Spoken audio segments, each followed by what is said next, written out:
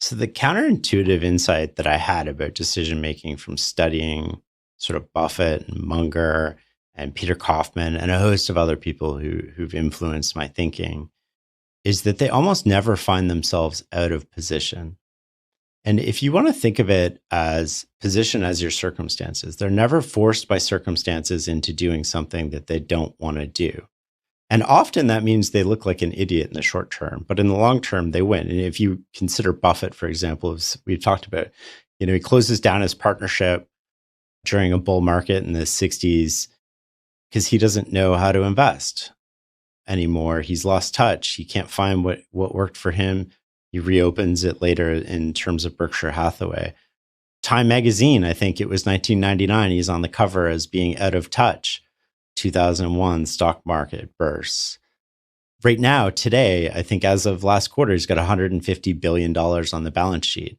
And so what he's always doing is he's everybody thinks he's out of touch and he looks like an idiot, but he always wins because no matter what the outcome is, he wins. If the stock market goes up, he wins. If the stock market crashes, he wins because he's put himself in a position where no matter what happens, he can take advantage of circumstances rather than having circumstances take advantage of him. And I think that that's a key element we don't realize. If you put Warren Buffett in a bad position, where all of his options are bad, it doesn't matter how smart he is. It doesn't matter how Warren Buffett he is. Everybody looks like an idiot when they're in a bad position, and everybody looks like a genius when they're in a good position. You could then create that position by having a handful of commandments, and I'm making these up. I'm not saying this is what Buffett does because I haven't tracked him as closely as you have. But for instance, I know someone who's cut from a similar cloth, and he's like, no short positions, no leverage, and he has 4 or 5 rules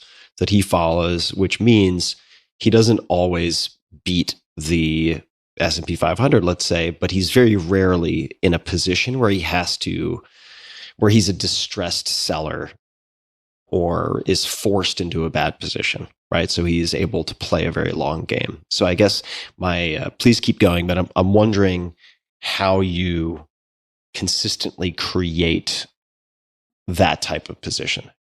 So let me talk about it in terms of finance and then apply it to something else that's totally you would think it doesn't apply to. So in finance, like you can think of low debt, you can think of saving money, you can think of always having dry powder. It doesn't matter if you have the best idea in the world. If you can't take advantage of that idea, you might as well not have the idea. You have to be in a position to take advantage of the ideas that you have. And you have to be in a position where somebody can't sort of like call you in at the exact wrong moment because that's really expensive, as everybody sort of learned during the great financial crisis and is now forgotten. We seem to relearn these lessons over and over again. One of my kids came home with an exam and he got a really terrible mark and he hands it to me. And he's like a teenager. So he like hands it to me. He's like, I did the best I could, walks away. And normally the conversation ends there. And I was like, okay, well, now is not the moment that we're going to talk about this because I know I've got this teenage attitude thing going on, but we're going to circle back to this.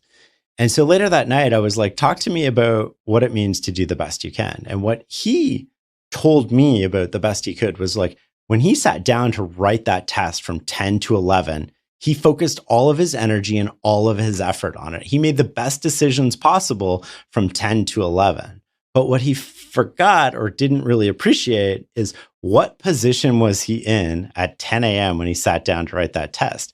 Did he fight with his brother in the morning? Yep, he did. Did he eat a healthy breakfast? Nope, he didn't. Did he get a good night's sleep? Nope, he was up late. Did he study? No, he sort of half-assed it. And so what happened was he was in a bad position at the moment he sat down to write that test. He was ill prepared to write the test.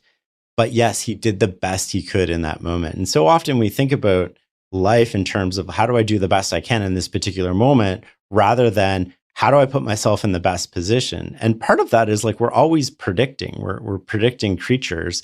And so we're always trying to gauge what the outcome is and maximize towards that outcome. I want to go all in on Tesla. I want to go all in on whatever, because I want to maximize my return. And what we don't think about is like, okay, well, what is the cost of doing that? What if I'm wrong? And how do I position myself for multiple possible futures where what if my idea is not correct? Can I still survive? And can I thrive on that? And if you look back and you sort of like look back at Carnegie and Rockefeller and all these, historical people who built these great businesses, including Buffett, they always take advantage of a weakness in somebody else's position when their position is strong.